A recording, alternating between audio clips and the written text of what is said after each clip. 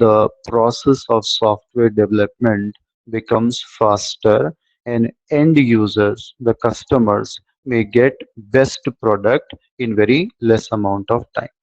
This is what actually DevOps is there.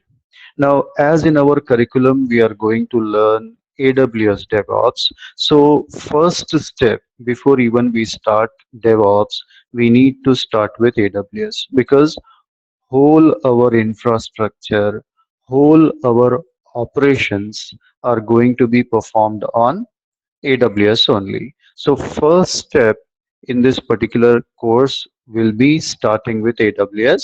So then we will enter into Linux, and then after again we'll come back to more AWS services, and finally we will enter into DevOps. It's like there is a proper channel. Like when you enter into school, first there is nursery, then secondary school, then higher secondary. Like that we will be going. So first, let us start with AWS and let us get ourselves registered with AWS. So basically, AWS stands for Amazon Web Services, and it is a cloud service that is provided by Amazon. Now, which provides services in the form of building block. See, basically, Amazon has a terminology, AWS has a terminology. Every facility, what they provide, they call it as service, right? Whatever they are giving, if they are giving you virtual machines, there is a service. If they are giving you database, there is a service. So every facility which is provided by AWS, that is called as service. We use that service and we pay them for whatever services we have utilized it, right? So AWS actually introduced in the year 2002, but actually company was launched. Honestly speaking, they did not started going public. They launched the company, people started working inside it, development work was going on, and it took them 4 years to launch its cloud products. 4 years they've been developing. So you can imagine that how much time it took to develop all the things. So first cloud services was launched in 2006, and then people started using it. People started working with that. In 2012, they hold their first customer event. See, when people will hold customer event, when they have achieved something, to show people that what is their company and what they have achieved. So in 2012 they have a whole first customer event, and in 2015 they reveal that they have actually reached a revenue of 4.6 billion US dollar, and in 2016 they have surpassed $10 billion target. By the way, in 2016, they have also released two new services that totally changed the game of the market: Snowball and Snowmobile. See, why specifically I have mentioned this? See, when you go to customers and you say, move your things into cloud, already they are running setup. Already they are having petabytes of data, exabyte of data. Now, how do you move their customer data into cloud? How can you move it? So for that, they have released a service called Snowball. Now, if I show you actually how this Snowball look like, Snowball, right, and Snowmobile. So if you just look at that, they are not just a small thing, guys. If you look over here, what AWS is going to do is they will give you an option of Snowball through which you can transfer your data. But suppose, guys, I'm not dealing with GBs or TBs. Maybe I am dealing in more than that, petabyte, exabyte, and yontabyte. So how they will move such data? See, they are going to send a truck like this to your data center, and they will move all the data from your data center to their data center. So this is something which is the biggest achievement what AWS has released. In 2019, they were already offering 100 plus cloud services. In 2021, they have crossed 200 services. In 2023, they have increased it to 350 plus services. Today also it is there, right? And in 2023, they have crossed the revenue of how much, guys? $88 billion. See, Amazon is the biggest cloud company in terms of revenue, right? This much of revenue is not achieved by any other cloud. Very close to it, obviously, is Microsoft Azure, but in terms of revenue, AWS is very far when compared to others. Okay, now AWS has a wide variety of services. Every need of customer, there is a service. Whatever you use in your data center, you can apply it on the cloud. There is a service for it. In fact, there are more convenient things than your own data centers. Everything, virtual machine, there is a service. Database, there is a service. Hospital industries, there are service. IoT, there is a service. Healthcare, pharma, there is a service. So more than 350 plus services is there. And the best part is they will give you pay as you go pricing model. That means you don't have to pay anything upfront. First you use it, then you pay for it. Just like you go to a restaurant and you have ordered the food. So you will not pay before eating the food. First, you will eat the food, and finally you will pay the bill. So same like that it is here. So if you have used the service for 10 minutes, pay only for 10 minutes. If you have used the service for 1 minute 3 seconds, pay only for 1 minute 3 seconds. That is called pay as you go model. How much you have used, that much you have to pay. Now these are few of the names of the services that AWS provide. As I told you guys, for every requirement, there is a service. For compute, you have some services. For networking, there is a service. For analytics, there is a service. For developers, there is a service. Management tools, there is a service. Security, there is a service. Storage, content delivery, application service, hubs, mobile services. You can even launch mobile apps, guys, on cloud. And database, IoT, so many solutions are there, guys. More than 350 services are there. You just name it and they have a service for you. For every industry they have been working, AI, ML, every space you're having something, right? So these are the types of services what they provide. Now, in which areas can we apply AWS? It's a huge inventory. Wherever you like, you can apply it. Like for website hosting, you can go for it. Application hosting, you can go for it. Media sharing, entire Netflix, it works on Amazon. Amazon Prime Video, it works on AWS only, right? Same way, mobile and social applications, content delivery, media distribution, storage, backup, disaster recovery, development test environment, academic computing, search engine, social networking, complete Facebook, Instagram, it runs on AWS setup, right? So for most of the things we can use it wherever you want. Now, which are the big companies who are using it? As I told you, Instagram, Netflix, Twitch, LinkedIn, Facebook, Turner Broadcasting, Zoopla, SmugMug, Pinterest, Dropbox. So many big list is there. Samsung is there, Nokia is there, Kellogg's is there, Adobe is there, right? So many companies are there who are the client of AWS, and it is growing every day. Now, advantage of using AWS is whatever you are using in your data center, there is a ready-made solution for it. And even better, guys, even better. So all familiar things, whatever we are using on data center is available on cloud. So it's very easy to move on to cloud and work with that. Another thing is it is cost effective.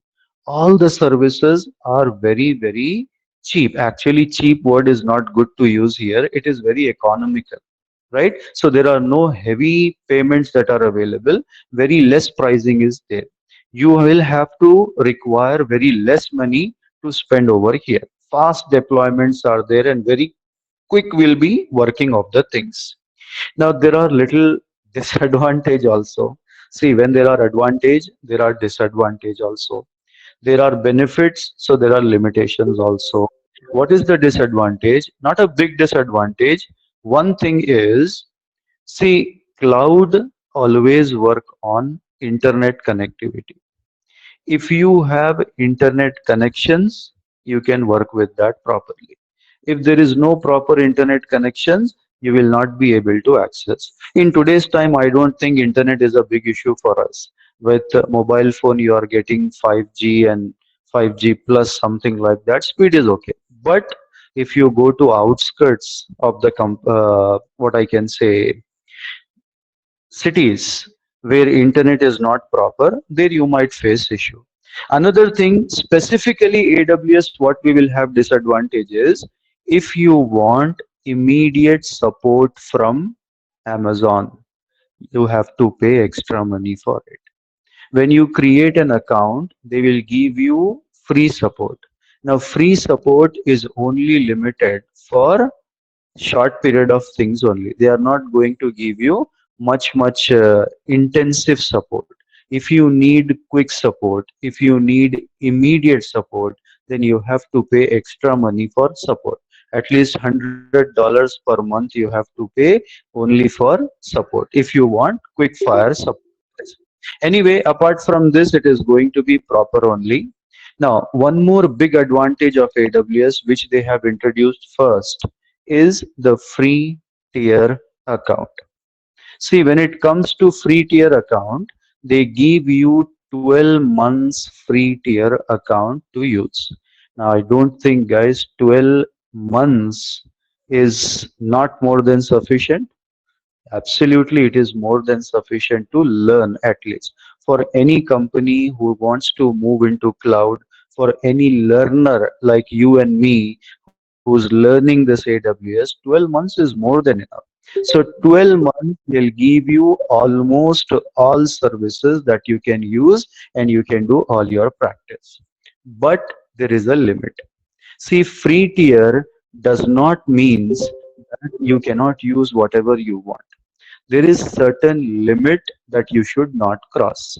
Within that limit, if you are, there are no bills, there are nothing payments required. But if you cross that limit, then there are bills that will be generated. But again, guys, there is a beauty about AWS is within 12 months, three times. How many times? Three times they will waive off your bill. You need to contact them and you need to explain them that you are a student, you are learning, and while learning this bill got generated. So what they'll do, they will wipe out the bill. No need to pay any money for that. But this is the beauty of AWS, that if you cross also, you can raise a waiver and they will waive it off. Now basically they provide three types of services. One is 12 months free, other is short term free, and the other services always free. 12 months free means there are all services with a limited value which is available for 12 months. Always free are community things which are always free, there are no charge for it. Other things are short term trials. What is short term trial? Like you see, you install some software, it gives 30 days trial. After that, payment will start. So, three categories are there: 12 months free, always free, and short-term trial. Whichever you like, you can actually start with. Now, AWS free tier is available for almost everyone. As a company also you can register, as an individual also you can register, or as a student also you can register. So first step of today's class is to learn how to register to AWS. So let's take a browser and let's go to aws.amazon.com. This is the website where you have to go to register yourself. So as soon as I click here, it will take me to AWS's website. Now here there is an option, guys. See, I have already visited many times. That is the reason this type of thing is available. Otherwise, there will be a window which is asking you to register for free. Anyway, I'll go to sign in to the console, and here also you will get an option, create a new AWS account. So when you click on create a new AWS account, you will see here that it will ask you some question. First of all, it will ask you to give root user email address. What is root user? See, actually, if you are aware of Linux, the most powerful user in Linux is called as root. So AWS has also adopted the same terminology. In AWS, the most powerful user is also called as root user. So basically, here you have to give an email address, right? For example, let me get one email address. Please don't use a temporary email. You should use a permanent email. Here, I don't want it to waste my email address, so I'm just generating a temporary email. But in your case, you should use your email because time to time they will be sending you messages, bills information, and waivers information that will be given to your email address only. Here, just for this, I'm giving it, guys. Account name, for example, I'll say um, Gotham IT, right? Now verify your email address. As soon as you click on verify, on your email, there will be a notification available. Go to notification, and here is your verification code. So we will copy that code and paste it here. After this, it will ask you to set a root password. See, the root password should be a little stronger, right? So let me try some of the password over here. Okay, it says it must have uppercase also, lowercase also, and special character also. Let's see, will it accept this password? Right, it says the password is very weak. Let me try some more complicated password.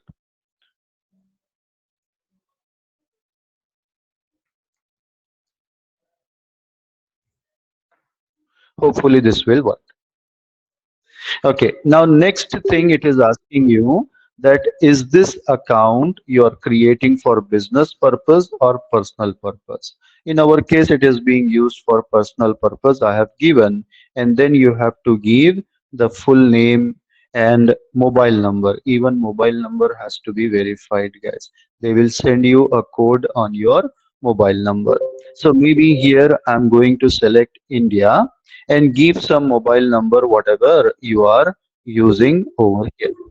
Okay, country wherever you are, as per your location you can give, address whatever you want to give, you can give. For example, I'll say Gautam IT, Amirpet something, city Hyderabad, state I'll give Telangana. Now I'll say I have read the agreement. Now I'll go to continue. Okay, it says the mobile number is not valid. 1, 2, 3, 4, 5, 6, 7, 8, 9. Let's add one more number. Okay, now it will ask you to provide your debit card or credit card details. Now here, please do not worry. When you give debit and credit card detail, there are no money that will be deducted without your permission. Here they are going to deduct $1. Actually, it's showing in dollar, but in Indian rupees, it will not cut $1. Indian rupees, it will cut only 2 rupees from your account, which will be given back to you after 3-4 days.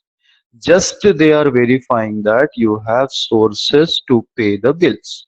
Okay, so please provide your credit card, debit card detail and click on verify. So one more thing is there, guys. You have to also add your PAN account number. Previously, PAN number was not mandatory. If we skip also, it used to work very nicely. But now onwards, it has become mandatory that you have to give a PAN account. If you say, I don't have a PAN account here, next step it will again ask you to update PAN. So it's mandatory that you must give your PAN number here to continue. Now guys, I don't wanted to give any billing detail and all. So let me just show you the steps what we have to go through with our lab exercises. So first step, you came in over here, you have provided the detail, you have fill in the detail, and then it will ask you to fill your debit card, credit card detail, and then you have to continue. This step, it will ask you to confirm your mobile number also. So either you can confirm it through a text message or you can confirm it through a voice call. They will give you some code that you have to respond to. After that, the last step what you have to select is what kind of support you are planning to take. See, as I told you, with a free tier, you will be getting basic support. Now, in basic support, 24/7, anytime you like, you can send messages to them, but the response time what they will be having is up to there.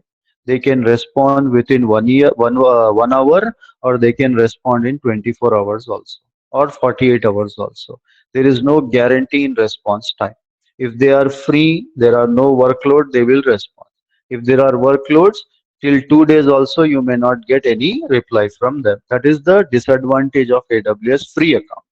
But suppose you are working as a professional and you need immediate support, then you can go for developer support that will cost you $29 a month, right?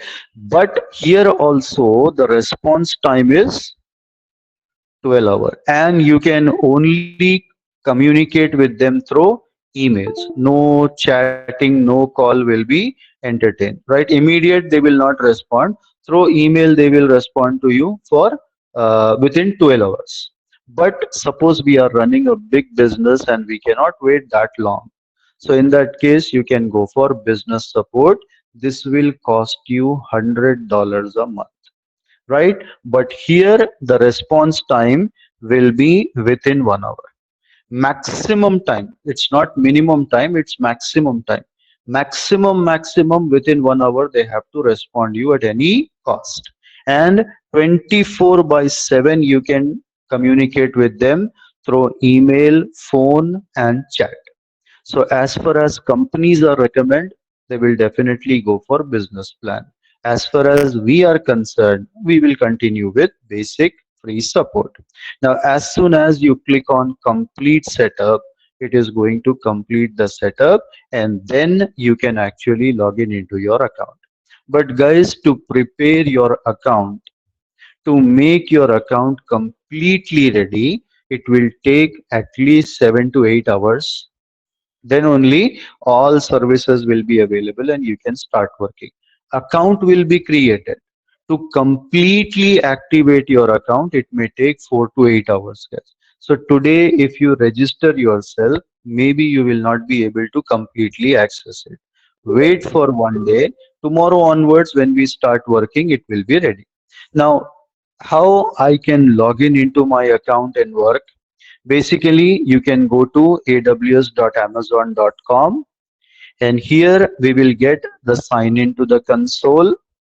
First, you have to type your root email address. In my case, it is my email address. Then I'll go to next and a password. See, I have already stored the password. I don't want to again and again type it.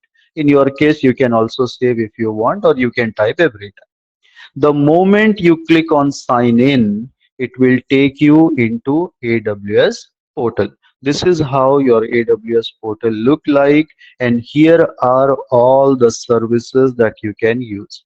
Analytics services, application integration, blockchain, compute, containers, customer enablement, and database, developer tools. So many things are available.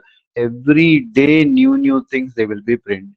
And one more small disadvantage is they bring up the changes so fast that sometimes tomorrow you are working with one method and today they might little bit change the method.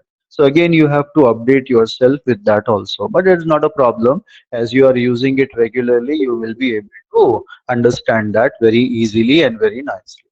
So today's task for you people is to create an AWS account, right? Once you have created AWS account, then we can move forward and we can work. Okay. Chalo. Anyway, you will take your time and you will prepare it. Meanwhile, I'll go with one more concept today in AWS, that is understanding the global architecture of AWS. Let's finish this also, guys. So, what is the global architecture of AWS? Let us just have a brief talk on that. I'll not cover everything as we still have much time. Why not to utilize it? So, basically, guys, there is a concept in AWS called global infrastructure. See, AWS is not limited to one country, it is in the whole world. Different countries, different cities, they have established their presence. So that is nothing but global infrastructure. So AWS has taken some very important countries across the globe, and they have established their data centers over there. So this is called AWS global infrastructure. So across the globe they have their presence. In some countries, they have two to three cities where they are working. And in some countries, single city they have adopted and they have established the thing. So basically, global infrastructure is divided into mainly three parts, guys. What is that? AWS region. Regions are divided into availability zones, and availability zones will be having your physical data center. Now, I don't know if you have ever visited a data center or not, but I was fortunate to visit many data center in my working careers, right? So I have seen big data centers and small data centers all. Basically, data center is a physical location where all your physical resources are kept.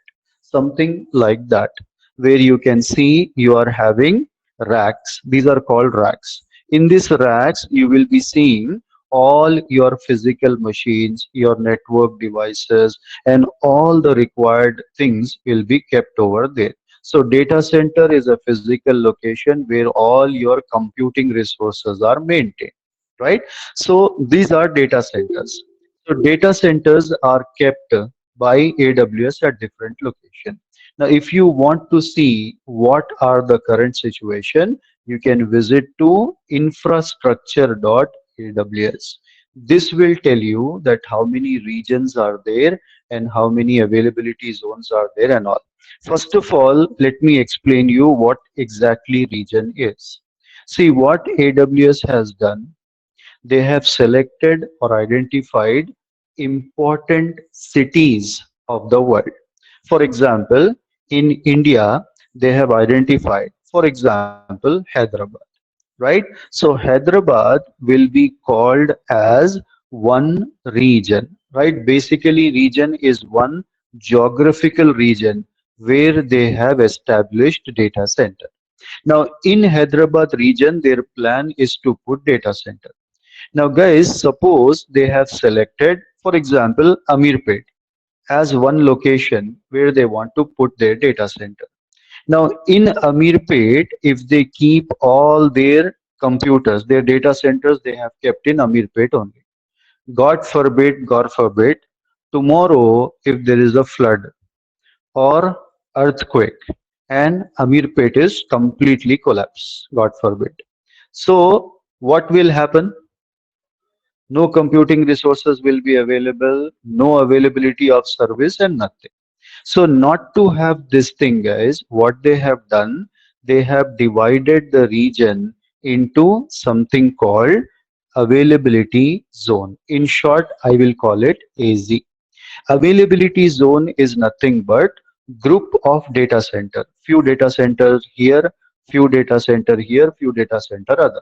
So one availability zone, they will keep it in Amirpet. Then other availability zone, maybe they will keep it at Sikandrabad, or maybe Kottur or some distant location, at least 70 to 80 kilometers away, they will maintain the second availability zone. So this is called availability zone in which your group of data centers will be kept. So one important city that they select the geographical location is called region.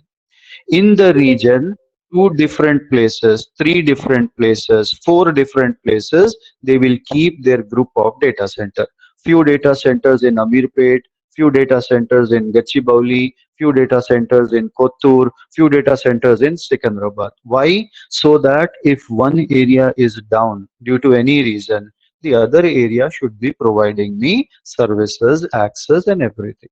And these data centers are connected to each other by their own network. They don't use any third party services. They don't use Geo Fiber, Act Fiber, nothing. They have their own network. Through this, these data centers will be connected.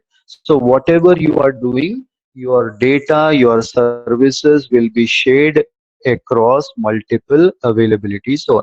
So one more time, region is one big geographical area where they are having point of presence, that is data centers, right? So basically they don't want to keep everything at one place, so they have divided the regions into availability zone. Availability zone is nothing but group of data center, not one data center, many data centers in one location. Each availability zone will be separated with the other availability zone at least 70 to 80 kilometers far away, so that if one area is affected, the other area should still be working, right? So regions are divided into AZs, AZs are divided into data centers and point of presence, whatever you call. So basically, when you log in into your account, on the right hand side, you can see all the regions available. Like you see North Virginia, Ohio, North California, Oregon, Hyderabad, Mumbai, Osaka. These are all regions, right? So total, how many regions do we have as of now? Let's go to overview and see that. So here it tells you there are almost 33 launched regions are there, which is divided into 105 availability zones. And these availability zones are divided into 600 data centers across the globe. So 33 regions are there, 105 AZs are there, and 600 data centers are there across the globe where they are working. So here you can see, guys, this is the location, Canada, right? And maybe Canada, North Virginia, right? Ohio and Sao Paulo. Or here also you can see Cape Town and Ireland, Europe. Same way in India we have two, Mumbai and Hyderabad. Just below us you may see Singapore, Thailand.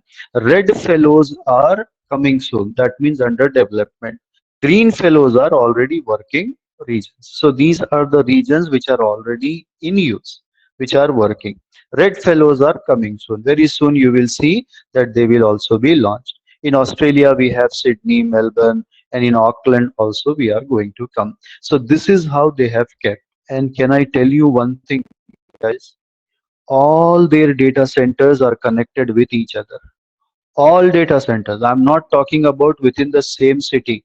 Across the globe, all their data centers are connected to each other with their own network. They have not used any kind of third party internet services or cable. With their own cable, they have connected. Can you imagine, guys? Across the globe, they have laid cables. How? Have they kept the cables open? I'll tell you guys. There is something called underwater network cables. So you cannot just imagine that what kind of cables it look like, right? Let me show you a physical cable. How does it look like? Something like this. It's very big. It's not a small thing. And suppose if anything goes wrong, a scuba diver will have to go inside it and he has to fix the issue. Something like this it is going to look. So you can just imagine that what is the cost of expenses they have done across the globe. So it's not a small thing, way. It is a very, very huge thing what they have done and across the globe they have laid the cable, and all their data centers are interconnected to each other with their own network, not by any third party network. Okay, when I go to any region, suppose I am in Mumbai, I want to see Mumbai is divided into how many uh, availability zones. So in here, actually what we will do, we'll go to a service, guys. The service name is EC2. Tomorrow I'll explain you what is EC2. Just I want to show you that how you can check availability zone. So we are in Mumbai region, and Mumbai is divided into three availability zone. See, there are codes what they have given. US East 1, US East 2. Same way in India it is AP South, Asia Pacific South 2, AP South 1. So here the zone names are AP South 1A, AP South 1B, AP South 1C. So basically the region name will goes like this. AP means Asia Pacific. Okay, and over here south, in which region it is available physically, and here it might be one as first region, two means second region, something like that. Now over here, first availability zone will be called as A, second availability zone will be called as B, third availability zone will be called as C. Every region will have minimum three AZs, minimum three AZs. Maximum it can be any, but minimum three. Acha, one more thing when we talk about regions, the first region to come was North Virginia. Now, North Virginia is very important region. Why? Because any new service that will be introduced, it will be introduced in North Virginia only. Your billing, everything will be done in North Virginia only. Why? It is the headquarters of Amazon AWS. Getting it or not? So North Virginia is the headquarter. Every new service will be released from North Virginia only. Billings and everything will be done through North Virginia. That's the reason first the bill will be created in dollars, and then it will be converted to your country's currency. Okay, and one more thing is there, guys. Service prices changes from region to region.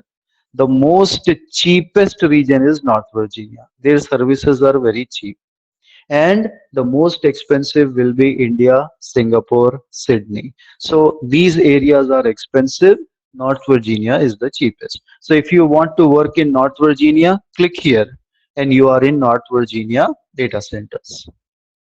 Suppose my customers are in Australia. I want to work with Australian region. No problem. I'll simply go to Sydney. Am I clear? Just with one click, you will be logging into different region wherever you want.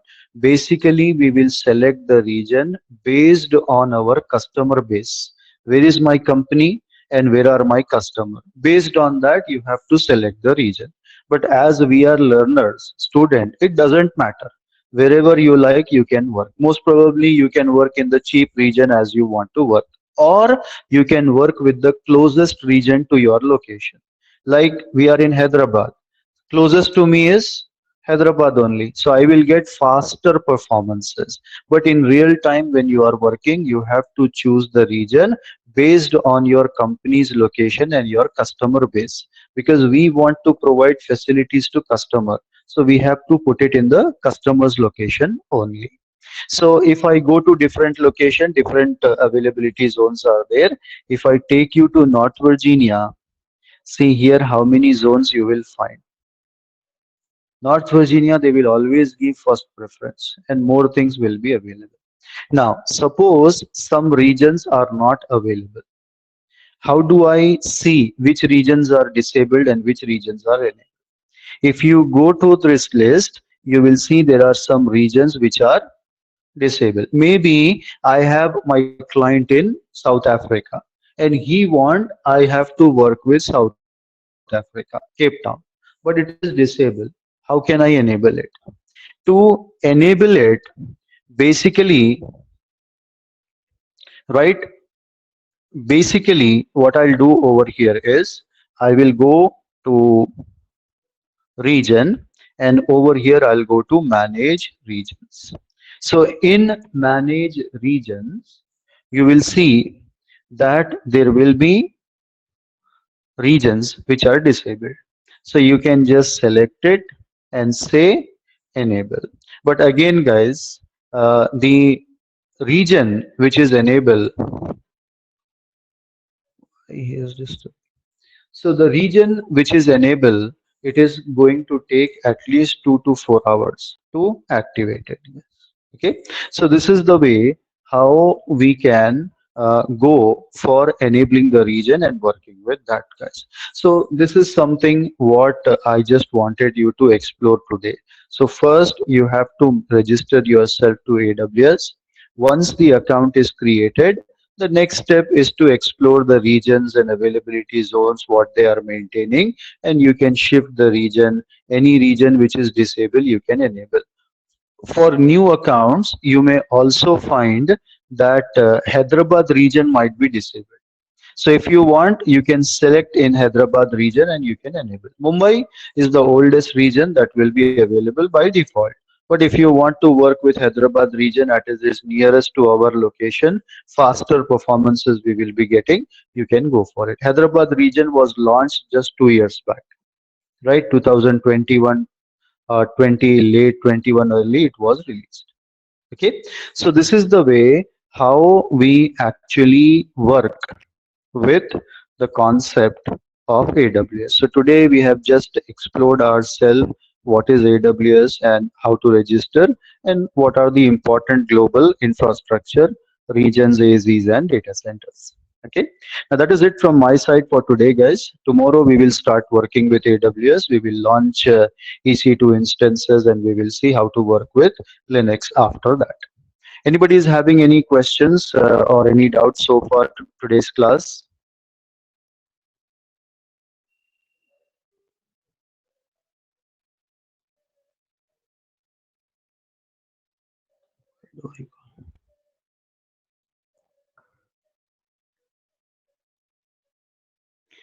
If Aditya, if you are speaking, I'm not able to hear.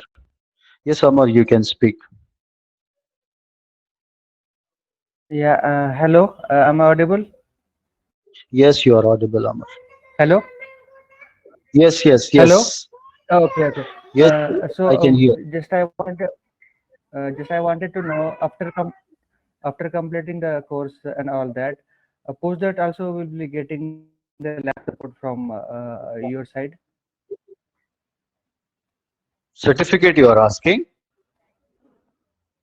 Hello? No, no, lab support in case we Lab stuck in support. any issue See, while doing the actually, practical things. actually, Yes, we yes. make one WhatsApp group, and that WhatsApp group will be there forever. Even after course completion, 2 years later, also, if you have question, you can Okay, put over there.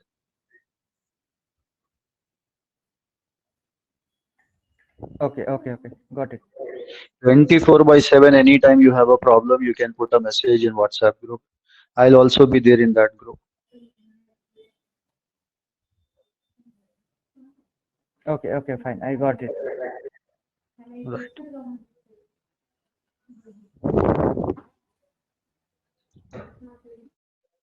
Yes, guys. So I hope everyone is clear with the concept, right? Today we will stop the session here.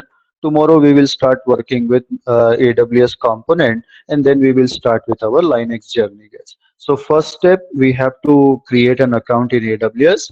The next step, we will be going for that thing. Yes, Deepak is having one question. Let me answer that. Yes, yes, it is free for 12 months. Through 12 months, if you have not crossed the limit,